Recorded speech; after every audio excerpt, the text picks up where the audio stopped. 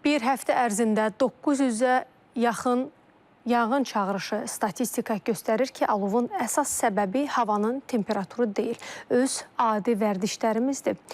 Hadisə yerinə tələsən xüsusi texnikanın qarşısını kəsən sıxlıq, binaların həyətində nizamsız park olunan maşınlar da fəsadları 2 qat artırır.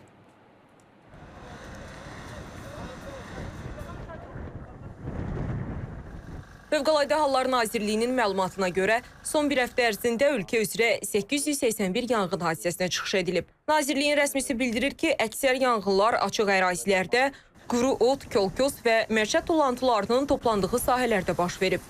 Obyektlər arasında isə fərdi yaşayış evlərində, həyətyanı tikililərdə və nəqliyyat vasitələrində yanğınlar üstünlük təşkil edib. Bu yanğınların səbəbləri əlbəttə yanğın təhlükəsizlik qaydalarının tələblərinin pozulması ilə müşahidə olunur.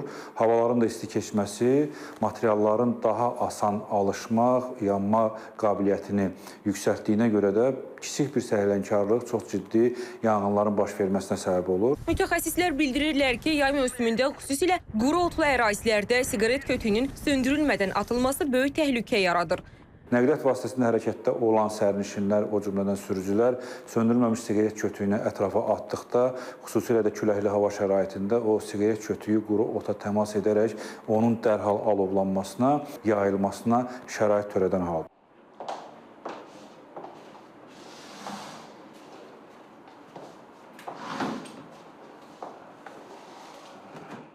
Yanğın zamanı ən vacib amillərdən biri hadisə yerinə operativ çatmaqdır. Lakin yanğın söndürənlərin işini çətinləşdirən əsas amillərdən biri sıx nəqliyyat, avtomobillərin düzgün park edilməməsi və binaların giriş-çıxışlarının bağlanmasıdır. Bu hallar xüsusi texnikanın hadisə yerinə vaxtında çatmasına mane olur.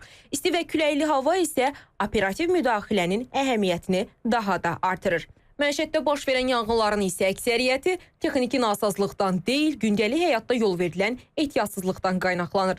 Eyni uzadıcıya, eyni zamanda müxtəlif növ elektronika cihazlarının qoşulması nəticəsində elektrik naqillərində yüklənmə və yüklənmə nəticəsində gizli qısa qapanma riskləri baş verir ki, bu da gec-tez naqillərin əriməsinə və ya qısa qapanma nəticəsində yanğın hadisələrinə gətirib çıxarır. Ona görə də xüsusilə yay mövsümündə insanların elektronika cihazlarına, yəni kondisionerlərə tələbatının artması nəticəsində bu yüklənmələr nəticəsində yanğın hadisələri baş verə bilir.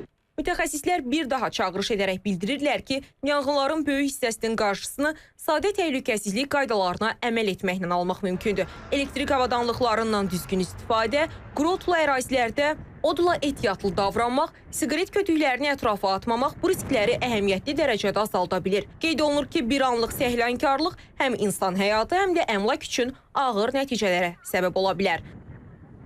Nəzrin Müşfiq qızı, Səfər Nəzirov, İTV Xəbər.